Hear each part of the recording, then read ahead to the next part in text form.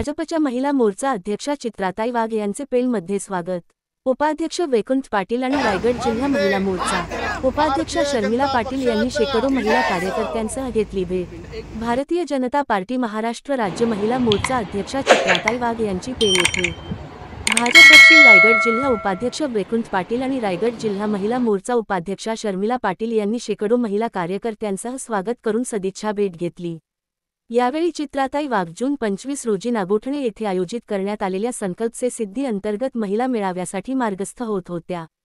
या मेळाव्यात देशाचे पंतप्रधान नरेंद्र मोदी यांनी गेल्या 11 वर्षांत केलेले कार्य, विशेषतः महिला सक्षमीकरणासाठी राबवलेल्या विविध योजनांची माहिती महिलांपर्यंत पोहोचवण्यासाठी त्या प्रमुख वक्त्या म्हणून उपस्थित राहणार होत्या।